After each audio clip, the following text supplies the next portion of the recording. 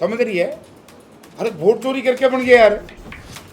आप कमान दे जाओ 5 लाख जे चोर दानों में टाय ले जाए मारे ने जो मेरा पटा तेरी बेटी का इतना कमाया था कड़ा गया भाई, तो चोरी हो गया। वोट टीप के सारे लाठी टाए खड़े वर्कर। इंटरनेशनल एयरपोर्ट बन गया तो बता दो, डोमेस्टिक एयरपोर्ट बन गया तो बता दो, एरोड्रम बना कही थी, आज भी एरोड्रम है।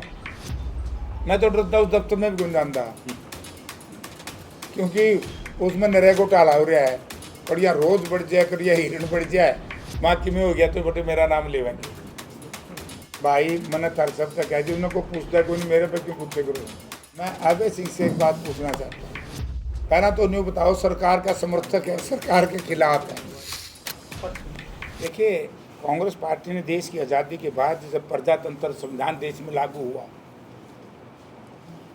तो उस वक्त प्रेस की स्वतंत्रता, व्यक्ति की अभिव्यक्ता एक फंडामेंटल राइट, हर आदमी को अपनी बात कहने का अधिकार। वो platform media, social media, electronic media, print media है। तो इसके ऊपर कोई कुठाराघात होगा, कोई हमला होगा स्वतंत्र प्रेस के ऊपर, तो कांग्रेस पार्टी उसका विरोध करेगी। कानून व्यवस्था को लेकर आप क्या कहेंगे, क्योंकि इस तरीके से पिछले दिनों से बहुत सारी वारदातें हरियाणा में हो रही है, क्या कहेंगे? मैं क्या कहूँ, मैं लिख लियो था, मैं बोलो खुद। आए दिन हत्या, यौन शोषण, फिरौती, डकैती, कितना बुरा हाल है प्रदेश में। इतना बुरा हाल तो मैंने कभी नहीं देखा, बहुत बुरा। अपने शहर का हिसाब लगा लो, कहीं का लगा लो भाई। हर व्यक्ति भयभीत है, भय के साए में सो रहा है, जी रहा है, बहुत बुरा हाल है। 2000 से लेकर 2005 के राज तक, जब निर्दोष जयप्रकाश, आनंद सिंह डांगी, तेजिंदर पालमान, स्वरूप सिद्धार्गे और बहुत से लोग हैं, करण दलाल, हम सब जेलों में पड़े थे। इसीलिए ये भाजपा और उसके दोनों सहयोगी वोट काटू पार्टी ये चाहती थी इस पे बहस ना, क्योंकि अब राजनीति निखरेगी। जो कलंकित व्यक्ति हैं, प्रजातांत्रिक तरीके से कलंकित, जनता उनको देख रही है। आने वाले समय में जनता उनको माफ नहीं करेगी। जिस तरह के हालात बने हुए हैं, तो ये समझ लें कि अंत की तरफ लगातार बढ़ते हुए नजर आ रहे हैं। क्या हुई? जिस तरह के हालात बने हुए हैं, तो फिर ये मानकर चलें कि अंत की तरफ बढ़ते हुए अंत आप खुद देख रहे हो। अगर आप पत्रकार हैं, आप ये बात लिख दो कि शहर का सीवरेज चौक, तो जब भी आपको किसी अधिकारी का टेलीफोन आ जाएगा तो इसने तेरी न काट ली वीडियो नहीं तेरा पर्चा दर्ज करा दूंगा।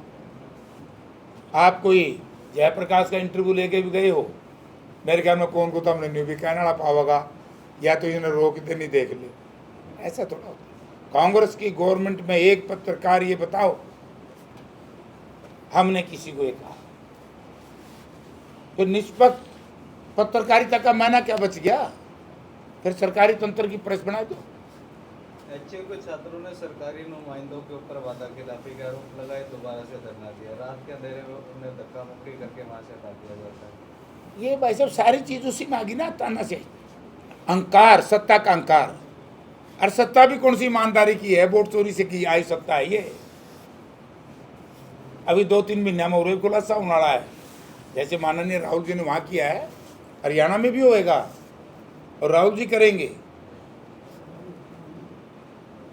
बहुत बड़ी चीजें आने वाली आपके साथ। जनता क्यों नहीं समझ पा रही है? समझ रही है? अरे वोट चोरी करके बन गया यार। आप कमान दे जाओ 5 लाख जे चोर दानों में टाय ले जाए मारे ने जो मेरा पटा तेरी बेटी का इतना कमाया था कड़ा गया भाई, तो चोरी हो गया। वोट टीप के सारे लाठी टाए खड़े वर्कर। अब की बार ऐसा नहीं होने देंगे। हमारी पार्टी का एक एक कार्यकर्ता, एक एक मतदाता और समूचा विपक्ष इसमें बड़ा संघर्ष करेगा। 1-2 साथी हैं जो उनको सपोर्ट कर रहे होंगे, आप लोगों को पता है। इस एडजमेंट मोशन का ही विरोध कर रहे बोलो विपक्ष के लोग भाई। आप ही गांव में जाते होंगे, चर्चाएं शुरू हुई हैं क्या वोट चोरी को लेकर? मैं कल ना आयो, कल था रोड़ा, मेरे तो ध्यान भी नहीं था। बोला जी वोट चोर आया था वोट, मैं चोर है तने मेरा पिट गया। बोला हम सुना एक भी ना हो गया, ये गांव की बात है। गांव की है ये बात। पूछने लग गए कि मैं नाम नहीं लूंगा, वोट चोर कौन था, वो आपको बताने लग जाएंगे थोड़ी देर में। हमने बात सर वोट चोरी की हो रही है, इलेक्शन संपन्न होते हैं, रिजल्ट आते हैं तो ईवीएम पर सवाल खड़े होते हैं। अभी वोट चोरी का चल रहा है तो लोगों में चर्चाएं हैं वोट चोरी या ईवीएम। वही ईवीएम से तो चोरी हुई है। मैं एक उदाहरण देता हूँ। हर चीज में हर व्यक्ति निपुण नहीं होता। ये हुक्मरान जो है, जो सत्ता का मालिक है, कोई पार्टी हो चाहे कांग्रेस पार्टी हो चाहे बीजेपी चाहे वो, निष्पक्ष चुनाव कराना चुनाव आयोग की एक जिम्मेवारी है। आप अपना लोकसभा का चुनाव देख लीजिए। पहले दिन आप सब साथी थे वहाँ, रात को 12-1 बजे जब कंक्लूड हुई टोटल वोट, और 2-3 दिन के बाद बढ़ा दी। हमें इस बात का ज्ञान नहीं था। तो दोनों चीज़ों का फर्क क्यों आया? विधानसभा में आज़ादी के बाद पहली बार चुनाव में वोटिंग का तारीख बदली गई अनाउंसमेंट के बाद, कई दिन के बाद। अब ये सारी चीजें जो संशय पैदा हुए हैं वोट चोरी के, भाई ईवीएम में भी गड़बड़ है। फिर क्या किया? कर्नाटका में 8 सीट में तो बीजेपी आने लग रही है आसे पासे, और 1 सीट पे 1 लाख से जीतने लग रही है। ये संभव नहीं हो सकता। मुकाबला होता तो हम मान जाते। तो ये चीजें सारी, और फिर यार केरला है, अगर केंद्र सरकार और प्रदेश सरकार या भाजपा के जो सहयोगी हैं, मैं उन सबसे कहता हूं कि भाई सारे बेल्ट पे करा लो चुनाव, बीमारी कटे। दुनिया में सबसे विकसित देश तो अमेरिका को हुआ है, उनसे मशीन ले। वहाँ ईवीएम अमेरिका से आती है ज़्यादा, वहाँ तो बेल्ट से चुनाव हो रहे हैं। और आप जो मशीन बाहर से ले आके उस पर करावा, मशीन पे बेल्ट पेपर से करा लो, दूध का दूध और पानी का पानी हो जाएगा। एक मशीन खुली थी नहीं सरपंच की, फर्क पाया कि नहीं? बता भाई। उनके फिर हमारे मन में संशय तो होगी। तो फिलहाल विकल्प क्या है सर? क्योंकि फिलहाल देखो, प्रजातंत्र में जागरूकता लाना लोगों में। अब बहुमत उनका है, हम बहुमत को नहीं बदल सकते, लेकिन जनता को हम जागरूक कर रहे हैं। डायरेक्ट जनता से मिल करके, सोशल मीडिया के माध्यम से, प्रिंट मीडिया के माध्यम से, इलेक्ट्रॉनिक मीडिया के माध्यम से, तो हम जागरूक कर रहे हैं जनता। आज जैसे देखो जुल्म, आज लेबर के लोग आए, मनरेगा, पूरी दुनिया में काम का मौलिक अधिकार कहीं दिया तो हिंदुस्तान ने दिया गरीब आदमी को, मजदूर। उसमें बहुत सी स्कीमें बंद कर दी। किसान को एमएसपी देनी थी, वायदा करके नाट गए।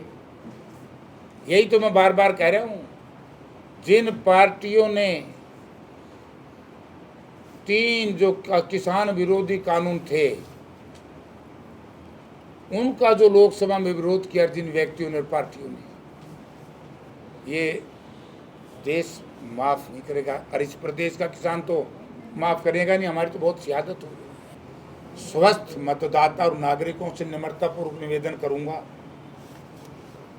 कि इस तरह की तानाशाही प्रवृत्ति, कि कोई दल हो, कोई नेता हो, कोई भी हो, उसका हमने पुरजोर विरोध करना चाहिए। क्योंकि प्रजातंत्र में व्यक्ति के विभक्ता का अधिकार ही खत्म हो गया तो हमारे पास बचेगा क्या? और प्रजातंत्र में निष्पक्ष स्वतंत्र प्रेस पे निरंकुश लग जाएगा तो फिर बचेगा क्या? अभय चौटाला कह रहे हैं कि जाना विधानसभा से कांग्रेस उम्मीदवार ब्रजेंद्र सिंह को चुनाव कराने में भूमिका निभाई। महेंद्र हुड्डा ने कई निर्दलीय उम्मीदवारों को छापे मारे। भाई मैंने तर सब तक कह दी, उन्हें को पूछता है कोई नहीं, मेरे पे क्यों पूछे करो? बड़ा आरोप लगाया आपकी पार्टी के नेता। चलो तूने प्रश्न पूछ लिया। मैं अभय सिंह से एक बात पूछना चाहता हूँ। पहला तो न्यू बताओ, सरकार का समर्थक है, सरकार के खिलाफ है? आप सबके चैनल के माध्यम से अभय सिंह अपनी स्थिति स्पष्ट करे, वो बीजेपी के लिए काम कर रहा है या अपनी जो पार्टी धरातल पे चलेगी उसको उठाने के लिए काम कर रहे हैं, या केवल अपने परिवार से और अपने घर के लोगों से लड़ने के लिए काम कर रहे हैं, क्योंकि भयंकर लड़ाई है ना उनके घर में, परिवार में। या भूपेंद्र सिंह हुड्डा की जो छवि है, जो लोकप्रियता है, क्योंकि आज अगर हरियाणा में कोई जन नायक है, मास लीडर है, तो चौधरी भूपेंद्र सिंह हुड्डा, तो या उससे परेशान है। पहले तो ये बताए जनता को। नंबर 2, जहां भी उम्मीदवार खड़े थे, लोकसभा का चुनाव का एक प्रश्न पूछना चाहता हूं मैं अभय चौटाला से। ये कुरुक्षेत्र जाके लड़े, चुनाव जीतने के लिए लड़े थे, किसके लिए काम किया है? जिसका लाभ कुरुक्षेत्र में अभय चौटाला के खड़ा होने से या जेजेपी के खड़ा होने से जिनको मिला है, ये उन्हीं के लिए काम कर रहे हैं।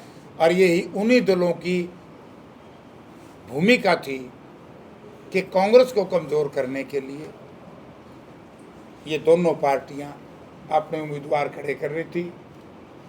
अब उसको असलियत जनता के सामने आएगी, लोग कहने लगे कि भाई तो वोट काटू के रूप में आएंगे, तो अब ये चौधरी भूपेंद्र सिंह हुड्डा पर आरोप लगाते हैं। अरे भले आदमी, याद करना चाहिए अभय सिंह चौटाला ने, जब ये नेता प्रतिपक्ष था उस वक्त भी बीजेपी के पक्ष में बोल लिया करता, आज भी बीजेपी के लिए बोल रहा है। और कांडा साहब के बयान के बाद तो मेरे ख्याल में कुछ बचा ही नहीं। अब इस पर ज़्यादा चर्चा भी नहीं करनी चाहिए, जनता जानती है कि ये जो लोग हैं बीजेपी के वोट, बीजेपी के बी टीम के रूप में, सहयोगी के रूप में या वोट काटू के रूप में काम कर रहे हैं। सर, नायब सिंह सैनी को कितने नंबर दोगे हरियाणा में जब से वो मुख्यमंत्री बने? आपको बताए जो क्या दोगे। मैं एक प्रश्न पूछूं, हिसार को ये कहा था कि हिसार में इंटरनेशनल एयरपोर्ट बनेगा, और मैंने कहा कि इंटरनेशनल एयरपोर्ट बना तो मैं इस्तीफा दे दूंगा, कहा था कि नहीं? और कुछ मित्रों ने कहा नोला जेपी तैयार हो लो इस्तीफे के लिए। मैंने भी सोचा चलो भाई मैं का इस्तीफा देने तक अगर इंटरनेशनल एयरपोर्ट बनता है कोई बुरी चीज़ नहीं, दे दूंगा भाई। जनता ने चुना है, जनता की लड़ाई लड़ रहा है, लेकिन उसमें क्या निकला? निकला क्या कुछ? अब आगे और सुनो। 7,200 एकड़ जमीन से अलग लगभग 900 एकड़ जीएलएफ की गवर्नमेंट लाइव स्टॉक फार्म की जमीन बड़े धनी ऊंचे लोगों को दे दी। उपजाऊ जमीन जिसमें खेती उपजाऊ जमीन, जो फार्म खेती करते जिसपे जो हमारी हिसार की सुंदरता थी, जीएल फार्म। तो मैं विरोध करता हूँ, को विरोध के स्वरूप उसके कोई बदनीति के रूप नहीं कर रहा मैं, कि मेरी जिम्मेवारी आपने दी। इंटरनेशनल एयरपोर्ट बन गया तो बता दो, डोमेस्टिक एयरपोर्ट बन गया तो बता दो, एरोड्रम बना कही थी, आज भी एरोड्रम है। मैं तो डरता उस दफ्तर में भी गुंजानदा, क्योंकि उसमें नरे घोटाला हो रहा है, कड़िया रोज बढ़ जाए, कड़िया हिरण बढ़ जाए, माँ की में हो गया तो बटे मेरा नाम लेवेंगे। बुरा सुशासन नाम की चीज नहीं। तो इसी पे देख लो सैनी साहब को अपन क्या नंबर देने चाहिए। इंटरनेशनल कह के एरोड्रम बनवाई थी, एरोड्रम तो ऑलरेडी था ही। आप बता दो क्या देना चाहिए।